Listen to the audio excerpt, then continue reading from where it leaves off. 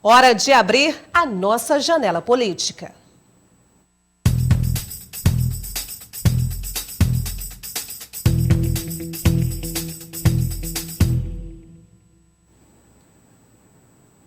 Quem divide o Janela Política comigo é o editor de política do jornal O Dia, o jornalista João Magalhães. Oi, João, bom dia para você. Nájila Fernandes, bom dia para você, bom dia para o telespectador do Bom Dia News. Em pleno carnaval, João, e nós aqui no Janela Política falando, claro, de política, hein? É o bloco das eleições de 2020. Bom, eu para começar falando em eleições 2020, parece que o prefeito Firmino Filho está ainda mais próximo nesse período, ou está se aproximando mais do presidente da Câmara de Vereadores aqui de Teresina, o vereador Jeová Alencar. Isso seria para tentar mantê-lo no PSDB e não deixá-lo o MDB ganhar o passe de Jeová, João? É aquele último esforço. O prefeito Firmino Filho sabe que, se por acaso essa empreitada ter sucesso, seria um golpe muito grande nas articulações do MDB aqui na capital. Desde a última semana, a gente vê líderes tucanos, como o secretário Charles da Silveira, o próprio presidente do PSDB municipal, o vereador Edson Mello, fazendo elogios ao presidente da Câmara, vereador Jeová Alencar, que de fato é um quadro político importante aqui da cidade. É bom lembrar que a sua força ficou comprovada a partir do momento em que ele conseguiu a reeleição, mesmo enfrentando o Palácio da Cidade. Portanto, aí ele já demonstra que realmente tem uma capacidade de articulação política muito boa. Teve uma votação muito expressiva 4 anos atrás e pelo mapa, vamos dizer assim, dos votos aqui na capital, é possível dizer que a previsão dele continua sendo muito positiva e se aproximou de Temístocles Filho no ano de 2018. Então, a partir de agora, o prefeito Firmino Filho faz aquele último esforço para tentar reverter a situação, para tentar fazer com que, de repente, Jeová Alencar mude de ideia e permaneça no PSDB. É muito difícil obter sucesso. A gente ficou provado aí nos últimos meses que a relação entre Jeová Alencar e Temístocles Filho realmente ela é bem forte. Temístocles Filho cumpriu um papel essencial, vamos dizer assim, de orientação na reeleição de Jeová Alencar como presidente da Câmara. Os dois se aproximaram muito, foram atrás do doutor Pessoa, estão trabalhando aí, vamos dizer assim, na coordenação da articulação dessa pré-campanha do pré-candidato do MDB, doutor Pessoa, à Prefeitura de Teresina, mas a filiação está marcada para o dia 15 de março. Até lá, quem sabe se não ocorre alguma coisa que faça o vereador Jeová Alencar mudar de plano.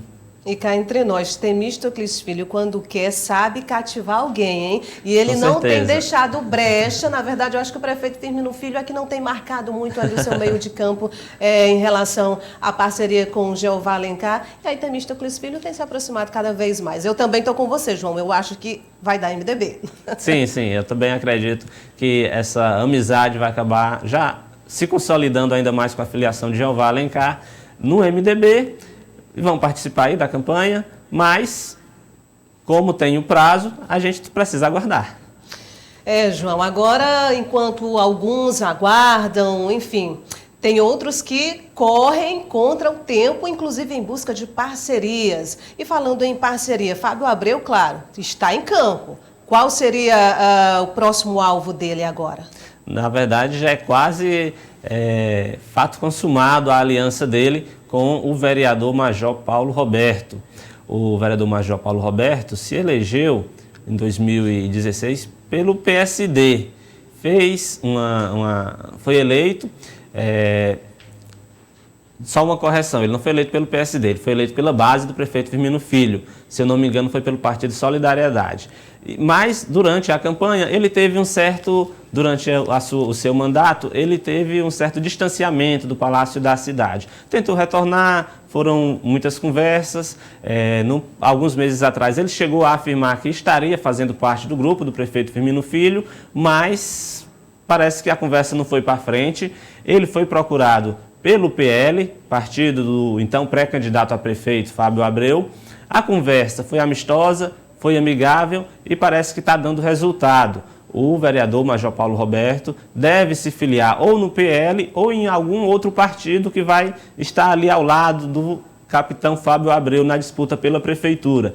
O certo é que Major Paulo Roberto não compõe mais de forma alguma a base aliada do prefeito Firmino Filho e vai marchar na oposição nas eleições deste ano, apoiando Fábio Abreu para a prefeitura de Teresina. Eu lembro que, inclusive, há não muito tempo atrás, o Solidariedade que você citou, falava até em expulsão, em possível expulsão do Major Paulo Roberto. Enfim, foi criada ali uma confusão e ele também estava em busca de um outro partido para poder apoiar nessas eleições de 2020. Sim, bom, e agora consolidando aí essa aliança com Fábio Abreu, ele tem aí algumas siglas à disposição. Se não, o PL, que vai ser o partido do próprio pré-candidato a prefeito, alguma outra sigla ali que o Fábio Abreu está conversando, está conseguindo obter o apoio. O certo é que o prazo de filiação, é bom a gente lembrar, vai até o dia 6 de abril. Portanto, é mais ou menos aí, pouco mais de um mês para que essas questões sejam de fato colocadas em prática. João, enquanto muita gente está pulando, curtindo o carnaval, o presidente Jair Bolsonaro só está esperando essa festa acabar para apresentar a proposta de reforma administrativa. E aí eu lembro que a reforma da Previdência desagradou muito, uma boa parte dos brasileiros. E a gente espera que seja diferente com a reforma administrativa, que traga mais benefícios para a população, ou seja, beneficiando os mais pobres, tirando, claro, para beneficiar essa parte tem que tirar de quem tem mais, não é? Mas é uma polêmica muito grande, viu? Você falou da reforma da Previdência e ela foi mais ou menos a primeira de uma série de medidas importantes que o governo tem como prioridade. Teve a reforma da Previdência, depois teve a reforma trabalhista e agora o governo trabalha com duas que ele diz que são muito importantes. Que uma delas é a reforma administrativa e a outra é a tributária. A reforma administrativa, ela deve chegar nessa semana ainda no Congresso Nacional. É uma proposta de emenda à Constituição que propõe mudanças significativas no funcionalismo público brasileiro. O governo federal diz que a máquina pública é muito grande, que se gasta muitos recursos públicos com o funcionalismo e quer reduzir isso para que, de acordo com os argumentos do governo, sobre mais recursos para fazer investimentos, enfim, para atingir, vamos dizer assim, a atividade fim do governo, para melhorar a prestação do serviço público do ponto de vista dos investimentos na área fim, naquele serviço que chega à população, reduzindo assim a quantidade de dinheiro que fica com os servidores públicos. João, a gente tem inclusive uma fala do presidente, vamos ouvir? Aí em seguida a gente continua com o raciocínio, sim. Pode ser? Vamos lá. Essa reforma administrativa, eu acho que ela está madura já para ser apresentada. E o que eu tenho falado para eles é a guerra da informação. Tá? Eu espero que, se a gente mande a proposta que está aí, faltam algumas alterações ainda, não seja manchete. Servidor pede estabilidade para jogar todos 12 milhões de servidores contra mim. Porque é o seguinte, essa questão de estabilidade é daqui para frente. Se tiver necessidade, a gente vai abrir concurso, mas não podemos ser irresponsáveis a tempo de abrir concurso que poderão ser desnecessários. Olha, esse trecho que ele fala, estabilidade é daqui para frente, já está deixando muita gente preocupada. É verdade. Quando ele faz questão de ressaltar que é daqui para frente, é porque o ministro da Economia, Paulo Guedes, chegou em algumas entrevistas, informar que a reforma poderia atingir os servidores atuais. Mas não, ficou acordado de que o governo vai mandar um pacote de medidas para o Congresso e que essas medidas vão valer a partir da sua promulgação, ou seja, apenas para os servidores públicos que ingressarem no governo, que ingressarem no serviço público após a medida ser aprovada. E a estabilidade é um dos critérios, vamos dizer assim, é uma das questões que o governo trata como prioridade. A estabilidade do servidor público, que hoje é alcançada após 3 anos, pela proposta que está sendo desenhada pelo governo, pelo que a gente já viu de entrevistas nos sites nacionais, ela seria modificada.